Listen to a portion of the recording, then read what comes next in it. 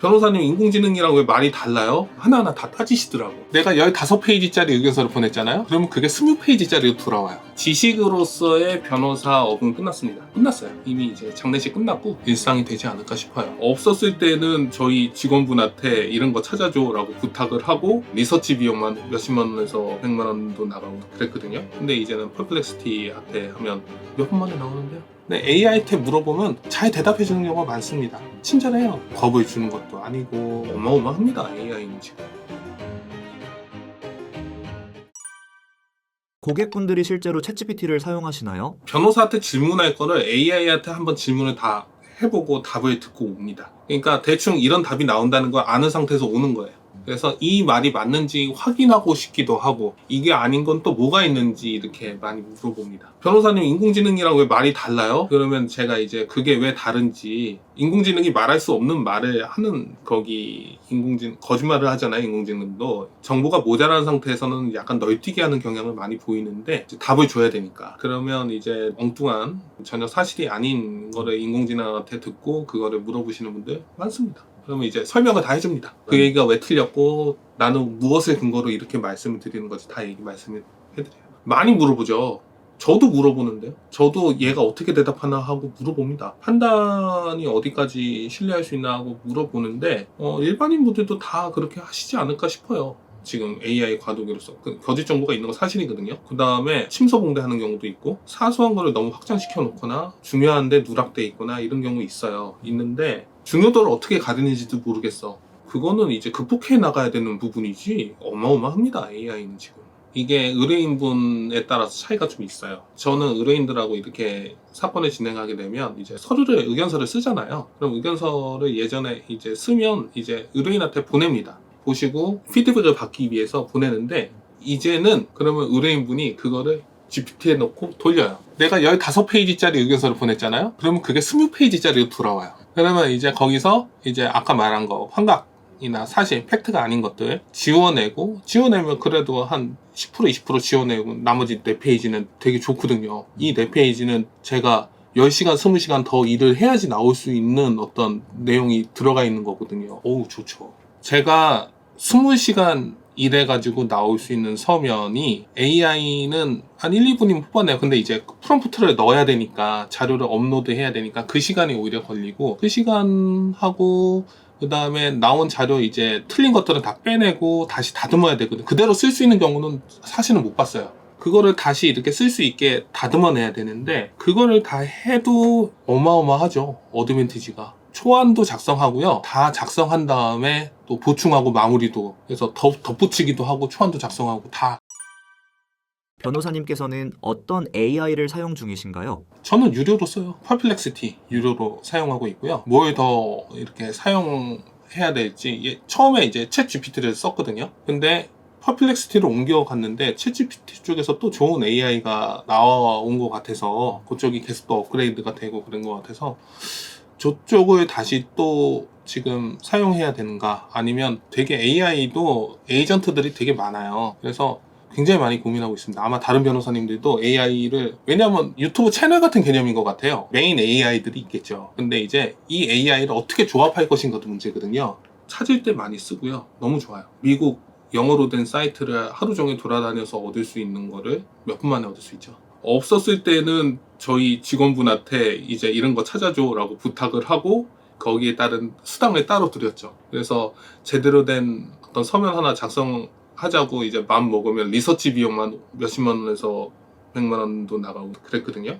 근데 이제는 퍼플렉시티한테 하면 몇 분 만에 나오는데요. 다 할 수 있습니다. 어디까지 가능한지를 계속 시험해 봐야 되는 상태고 더 놀라운 거는 계속 발전하고 있다는 거죠. 상상이 안 되고 있습니다. 일단은 AI를 빼놓고 변호사업을 할 수는 없고요.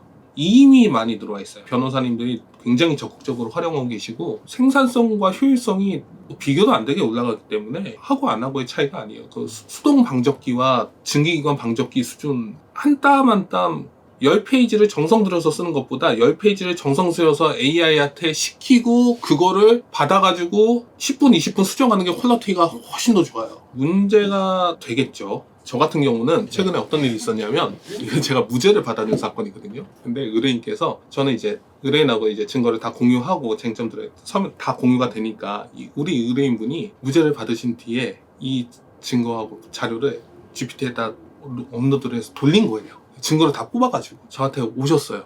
그래서 하나하나 다 따지시더라고. 이거 왜 이때 이런 증거를 제시를 안 하고 왜 이런 주장을 안 했냐, 왜 GPT는 이렇게 주장했는데 당신 주장은 이러냐, 하나하나 다 비교를 하시더라고요. 예, 그래서 이거는 무혐의로 끝났어야 됐다, 뭐 이렇게 말씀을 하시더라고요. 근데 어쨌든 간에 제가 수사 과정과 재판 과정에서 했던 모든 주장들을 싹 다 검토를 해서 다시 와가지고 이렇게 피드백을 주시는 겁니다. AI를 가지고. 이게 저는 일상이 되지 않을까 싶어요.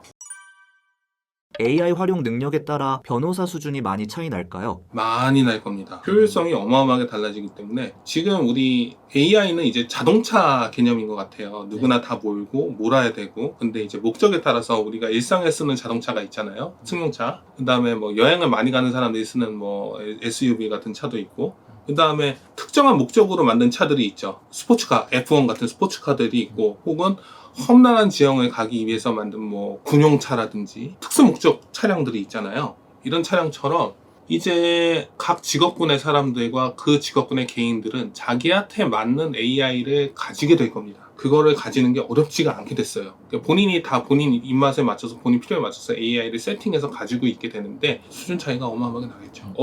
다 활용하고 있을 것 같은데 제가 봤을 때는 90% 이상 활용하고 있을 것 같아요. 그냥 만들고 안 궁금해요? 만들고 서면 쓰고 나서 야 이거 한번 고쳐봐, 안 올리고, 저는 올리고 싶던데. 그리고 쓸 때도 야 초안 한번 그거 얼마 안 걸리지, 몇 분이면 되는 건데 한번 그렇게 해보고 하는 게 어렵진 않잖아요. 뭐 어쩌겠어요. 비가역적인 진짜 자동차가 싫을 수는 있지. 근데 자동차 싫어한다고 말 타고 다닐 거예요? 지금 그렇게 바뀐 건데.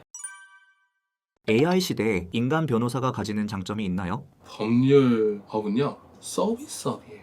대면 서비스업이에요. 그래서 사람들이 AI한테 물어보고 다시 변호사하고 상담을 하잖아요. AI하고 끝나지가 않는다고요. AI는 어떤 수단 중에 하나고 좀 더 최선의 선택을 하기 위해서 사용하는 어떤 필수적인 수단이 된 거지, 그렇다고 해서 변호사랑 이렇게 뭐가 없어지진 않을 것 같아요. 근데 제가 생각하기에 그거는 끝난 것 같아요. 지식으로서의 변호사업은 끝났습니다. 서비스업으로서의 변호사업은 여전히 남아있고 강해질 거거든요. 근데 예전에는 지식의 격차가 존재했단 말이에요. 근데 그런 지식의 격차로서 존재하던 변호사업은요, 끝났어요. 이미 이제 장례식 끝났고, 이제 돌아가신지 모르시는 분이 계시고, 그동안 고마웠어 잘가, 이렇게 이제 다들 인정하고 있는 분위기인 거죠. 마케팅은 지금도 중요하고요. 서비스업으로서의 변호사업은 훨씬 더 강화될 겁니다. 우리 택시 타면요, 이제 택시기사 아저씨들도 목적지 어디에요 물어보고 이제 내비 키잖아요. 그러면 내비가 알려주는 경로가 있고,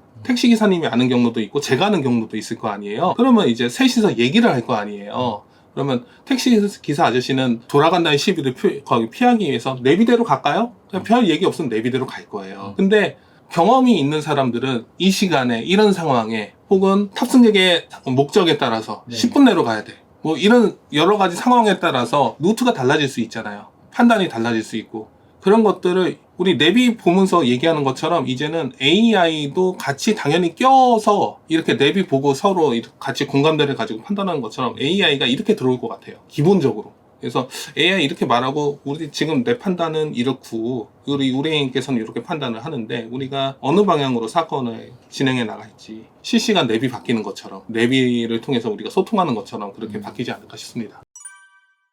법률 AI가 있던데 100% 믿어도 되는 건가요? 아직은 조금 무리가 있는 게 환각 때문에 틀린 게 분명히 나오는데 이게 10% 20%는 좀 아니거든요. 그러면 그 10% 20%를 잘라내면 되는데, 그 잘라낼 수 있는 능력이 있으면 얼마든지 가능하죠. 없으면 이제 이상해지죠. 소설이 되죠. 그 10% 20% 때문에. 아마 이제 예전에는 판사님들이 이제 말도 안 되는 서면을 이제 받아보고 이제 변호사 선임하셔라 말씀을 하시겠지만, 서면 자체는 그럴듯한데 딱 보면 이제 AI 티가 날 수밖에 없는 그런 부분들이 있어요. 도저히 할 수 없는 말들 나옵니다. 티가 그냥 확 나요. 그러면 그런 부분들이 이제 좀 이제 보시고 이제 변호사 검토 한번 받아보시라 이렇게 말씀하실 것 같아요. 지금 제대로 된 법률 AI를 만들 수 있는 데가 법원하고 검찰 쪽이거든요.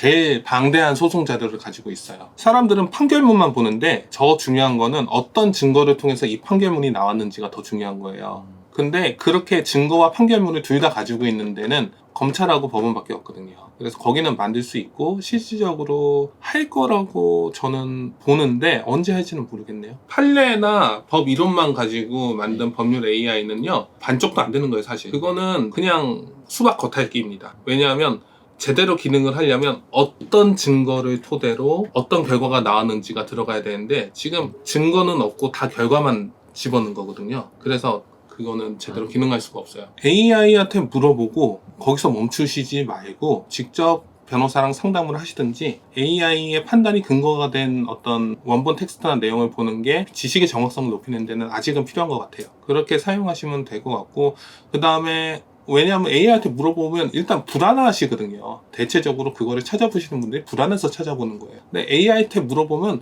잘 대답해주는 경우가 많습니다. 친절해요. 그리고 이제 겁을 주는 것도 아니고 뭐 이렇게 100% 절대 AI는 그렇게 얘기 안 하거든요. 훨씬 더 좋은 게 많은 것 같아요. 물론 이제 오판 지금 환각 때문에 그런 거지만 그런 거는 이제 여러 군데 찾아보면 되는 거니까 저는 조심해야 되는 것보다도 그냥 적극적으로 사용하시는 게 더 훨씬 순기능이 많다고 생각합니다. 판사부터 AI로 바꾸라는 여론이 있는데 어떻게 생각하시나요? 충분히 실현 가능하고요. 하고 있습니다. 미국 같은 경우는 AI를 통해서 양형 판단을 하고 있고 이미 양형의 AI를 반영, AI를 도움을 받고 있고요. 양형 AI가 사람처럼 편견을 가지고 있다라고 해서 르포르타주라고 해야 되나요? 기사를 써서 2017년도인가 18년도에 이미 퓰리처상을 받았습니다. 미국 같은 경우는 지금 굉장히 빨리 받아들이고 있고요. 지금 한국에서도 2, 3년 전인가 한 판사님이 AI 관련 책을 쓰셨어요. 안에 이제 앙케이트 조사를 하셨는데 동료 이제 몇십 분의 판사님들한테 내 업무가 AI로 대체될 수 있는가를 물어보신 거죠. 80% 이상의 판사님들이 대체될 수 있다고 판단을 하셨습니다. 그러면 이제 불안한 건 뭐냐? 어떤 프로세스로 그런 판단을 내리는지 우리는 아직 알지 못한다예요. 사람은 이유와 근거가 있잖아요. 어쨌든 그게 뭐 내심의 의사랑 다를 수는 있어도. 근데 AI가 왜 그런 프로세스를 가지고 그런 결과를 내는지 아직은 우리가 모른다. 중간 과정을. 과거 사례라던가 뭔가 이런 참고하는 그런 게 있는 게 아닌가요? 책임의 문제가 되는 거죠. AI도 편견을 가지고 있을 수밖에 없어요. 왜냐하면 사람들이 AI한테 맡기면 된다. AI는 그럼 뭘 기준으로? AI도 러닝을 하는 거잖아요. 기존 자료를 배우는 거잖아요. 입력하는 거잖아요. 그럼 그 기존 자료는 어떤 자료인데? 그 기존 자료 자체가 시대적 맥락에 따라서 어떤 시대적 요구에 따라서 어떤 나름의 편향성을 다 가지고 있다고. 그러면 AI 판사를 만들었을 때 당연히 생기는 문제는 뭔가요? 시대가 변했어. 우리는 새로운 판단이 필요해.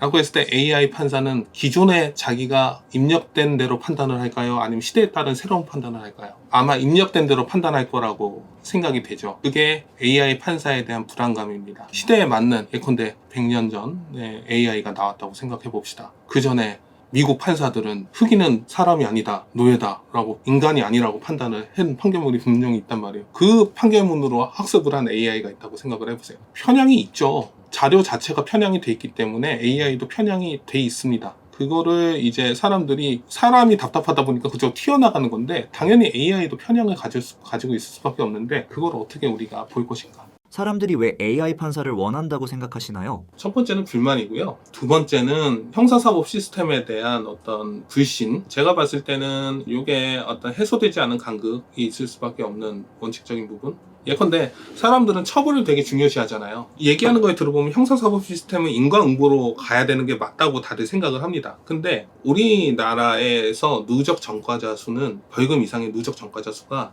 전체 인구의 한 3분의 1 정도? 1,500만 명 정도로 추산이 됩니다. 뭐 한 사람이 여러 건 하고 이런 게 아니라 그게 아니라 그냥 전과가 하나라도 있는 사람이 많죠. 이 사람들한테 페널티를 주는 거를 중심으로 사법 시스템이 세워지면 어떻게 됩니까? 사회가 유지가 안 돼요. 사법 시스템이라는 건 결국 어떤 자기 행동에 대해서 우리 사회가 합의할 수 있는 페널티를 주고 다시 사회에 복귀시켜서 사회가 유지되고 움직이게 만드는 게 핵심이 돼야 되지. 어떤 기본적으로 인과응보가 메인으로 들어가게 되면요. 되게 그럴듯해 보이지만 그 사회 망합니다. 근데 큰 원칙을 생각했을 때 거기에 너무 집중을 하면 우리가 사법 시스템을 만들고 사적인 복수를 막으려고 했던 가장 큰 이유가 사회의 발전을 위해서였어요. 우리 사회가 복수에 집중하지 않고 자기 삶에 집중해서 사회를 발전시키는데 그 에너지를 쏟아야 되겠다는 어떤 큰 틀에서의 합의가 수백 년간 있어 왔기 때문에 이렇게 발전해 온 거거든요. 왜냐하면 그러지 않아서 생겼던 너무 많은 비극들을 우리가 경험해 왔기 때문에 그 비극에서 하나하나 이렇게 발전해 온 건데, 직관적이잖아요, 인과응보는. 되게 직관적이 있다 보니까 그렇게 생각할 수 있죠. 근데 그거는 그렇게 토로하는 거는 충분히 저는 긍정적으로 바라보고요. 근데 이제 큰 틀에서는 이렇다, 단순하게 생각할 문제는 아닙니다. 미래에는 변호사라는 직업이 사라질까요? 지금은 당장은 그렇게 보일 수 있거든요. 근데 우리가 농기계가 발전이 돼서 농부의 파이는 줄어들었나요? 이렇게 생각하는 거랑 똑같은 것 같아요. 기존에 변호사가 일일이 수작 거부를 하고 그만큼 시간을 들였던 업무들 AI로 다 대체될 거예요. 그럼 그 남는 시간 동안 변호사는 뭘 할까요? 산업화 시대에는 농부들이 도시로 와가지고 공업을 일으켰죠. 근데 이제 변호사들은 그런 도전에 직면해 있습니다. 그거를 어떻게 새로운 생산성으로 풀어낼지가 개별 변호사들의 어떤 과제인 거죠. 저랑 똑같은 AI 변호사를 만드는 게 일단은 제 프라이머리한 어떤 생존 전략입니다. 그죠. 아까 랩이 말씀드렸잖아요. 그렇게 저랑 실질적으로 도움이 될 수 있는 어떤 형사 변호사 AI를 만드는 게 생존으로서 방향이라고 해야 될까요? 자동차처럼 저한테 맞는 자동차를 가지는 거죠. 뭐 불만은 가질 수는 있겠지. 근데 우리가 막을 수 있는 건 아니기 때문에 그럴 거면 잽싸게 배워서 적응해야죠. 저는 그렇게 생각을 하고요.